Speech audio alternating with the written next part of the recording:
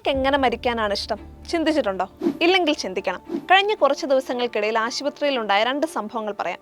Case number 1. 84 വയസ്സുള്ള ഹൃദ്രോഗിയായ അപ്പൂപ്പനെ പെട്ടെന്നുണ്ടായ അബോധാവസ്ഥയിൽ ആശുപത്രിയിൽ കൊണ്ടുവരുന്നു. തലയുടെ സ്കാൻ ചെയ്തപ്പോൾ തലച്ചോറിൽ വലിയൊരു രക്തസ്രാവമാണ്. ഇത്രയും വലിയ രക്തസ്രാവത്തിന്റെ ചികിത്സ എത്രയും വേഗം സർജറി ചെയ്യുക എന്നതാണ്. പക്ഷേ സർജറി ചെയ്താലും രക്ഷപ്പെടാൻ സാധ്യത വളരെ കുറവാണ്. അഥവാ ജീവൻ രക്ഷപ്പെട്ടാലും ഒരു വെജിറ്റേറ്റീവ് സ്റ്റേറ്റിൽ അങ്ങനെ കിടക്കുകയുള്ളൂ. ഇക്കാര്യങ്ങളെല്ലാം മക്കളോടും മറ്റു ബന്ധുക്കളോടും പറഞ്ഞു. ഓപ്പറേഷൻ ചെയ്തില്ലെങ്കിൽ എന്തായാലും മരിച്ചു പോകുമല്ലോ, അതുകൊണ്ട് റിസ്ക് ആണെങ്കിലും സർജറി ചെയ്യണമെന്നാണ് മക്കളുടെ ആവശ്യം.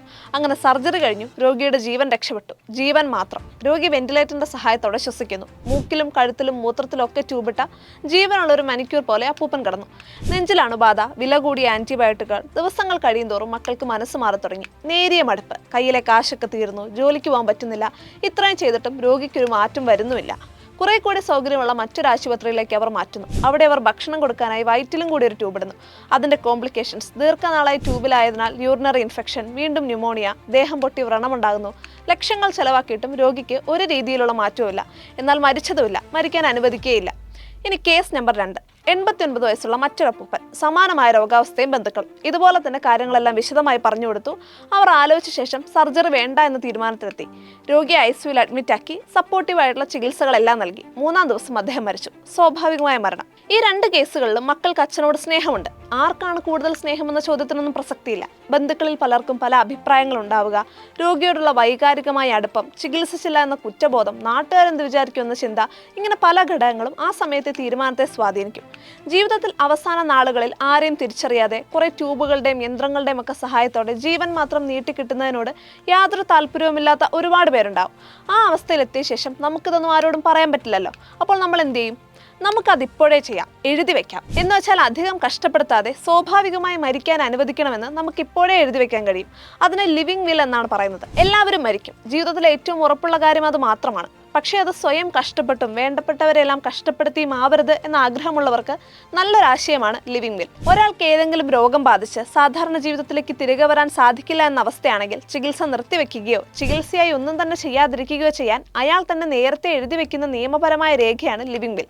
മുദ്രപത്രമോ മറ്റ് സർക്കാർ രേഖകളോ അപേക്ഷകളോ ഒന്നും ഇതിനായി ആവശ്യമില്ല. ഒരു വെള്ള പേപ്പറിൽ നമ്മുടെ ആവശ്യം എന്താണോ അത് വ്യക്തമായി എഴുതിയാൽ മതി. ലിവിങ് വിൽ എഴുതുന്ന ആളിന് 18 വയസ്സിന് മുകളിൽ പ്രായമുണ്ടാവണം. വിൽ എഴുതുന്ന സമയത്ത് വസ്തുനിഷ്ഠമായ തീരുമാനങ്ങൾ എടുക്കാനുള്ള മാനസികാരോഗ്യമുള്ള ആളായിരിക്കണം. ആരുടെയെങ്കിലും നിർബന്ധമോ താല്പര്യമോ പ്രകാരമാകരുത് ആ തീരുമാനം. ഏതൊക്കെ രോഗാവസ്ഥയിൽ ലിവിങ് വിൽ ഉപയോഗിക്കണം എന്ന് വ്യക്തമായി എഴുതണം. ഉദാഹരണത്തിന്, രക്ഷപ്പെടുമെന്ന് ഉറപ്പില്ലെങ്കിൽ തന്നെ ICUവിൽ കിടത്തരുത്, വെന്റിലേറ്റർ സപ്പോർട്ട് നൽകരുത്, ഡയാലിസിസ്, അവയവം മാറ്റിവെക്കൽ പോലുള്ളവ ഒന്നും തനിക്ക് ചെയ്യേണ്ടതില്ല, എനിക്ക് ചികിത്സിച്ചാൽ ഭേദമാകാത്ത ക്യാൻസർ ആണെങ്കിൽ സർജറിയോ റേഡിയേഷനോ ചെയ്യരുത്, വേണ്ടി വന്നാൽ വേദന സംഹാരികൾ മാത്രം നൽകാം. അതുപോലെ ഈ എഴുതിയത് 2 പേർ സാക്ഷ്യപ്പെടുത്തണം. അവർ അടുത്ത ബന്ധുക്കളോ നമുക്ക് അസുഖം വന്നാൽ തീരുമാനമെടുക്കാൻ ബാധ്യസ്ഥരോ ആയവർ ആയാൽ നല്ലത്. പക്ഷേ മുതിർന്ന ആർക്കും സാക്ഷിയാവാം. ഈ സാക്ഷ്യപ്പെടുത്തിയ ഡോക്യുമെന്റ് ഒരു ഗസറ്റഡ് ഓഫീസറോ നോട്ടറിയോ കൗണ്ടർ സൈൻ ചെയ്യണം. ഇപ്പോഴത് ഒരു ലീഗൽ ഡോക്യുമെന്റായി. ഇതിന്റെ കോപ്പി സുരക്ഷിതമായി വെക്കുക. ഭാവിയിൽ ലിവിങ് വിൽ നൽകിയാൽ രോഗാവസ്ഥയിലൂടെ കടന്നു പോകുമ്പോൾ ഈ ഡോക്യുമെന്റ് ചികിത്സിക്കുന്ന ഡോക്ടറെ കാണിക്കുക. അതിൽ എഴുതിയിരിക്കുന്ന രീതിയിൽ ചികിത്സ നൽകാതിരിക്കാൻ ഡോക്ടർക്ക് കഴിയും. ഒരിക്കൽ വിൽ നൽകിയാൽ പിന്നീട് മനസ്സ് മാറി അത് പിൻവലിക്കണമെങ്കിൽ ഒരു തടസ്സവുമില്ല. ലിവിങ് വിൽ നൽകിയ വ്യക്തികളുടെ ബന്ധുക്കളിൽ ചിലർക്ക് അതിന് വിരുദ്ധമായ അഭിപ്രായം ഉണ്ടായാലും നിയമപരമായി ലിവിങ് വില്ലിൽ പറഞ്ഞ കാര്യങ്ങൾക്കായിരിക്കും മുൻഗണന. ഇനി ലിവിങ് വിൽ നൽകിയ വ്യക്തിക്ക് ഇതൊന്നും അറിയാതെ അയാളുടെ ആഗ്രഹത്തിന് വിരുദ്ധമായ ചികിത്സ, ഉദാഹരണത്തിന് വെന്റിലേറ്റർ സപ്പോർട്ടൊക്കെ തുടങ്ങിക്കഴിഞ്ഞാൽ പിന്നെ അതിൽ നിന്നും പിറകോട്ട് പോകുന്നതിന് മെഡിക്കൽ ബോർഡിന്റെ പെർമിഷനൊക്കെ വേണ്ടിവരും. എന്തായാലും ഒരു കാര്യം ഉറപ്പാണ്, ആശുപത്രികളും ചികിത്സകളും മരുന്നുകളും ഒക്കെ നമ്മുടെ നിത്യജീവിതത്തിന്റെ ഭാഗമായി മാറിക്കൊണ്ടിരിക്കുന്ന ഇക്കാലത്ത് ലിവിങ് വിൽ വരും ദിവസങ്ങളിൽ ഇതിലേറെ ചർച്ച ചെയ്യപ്പെടും.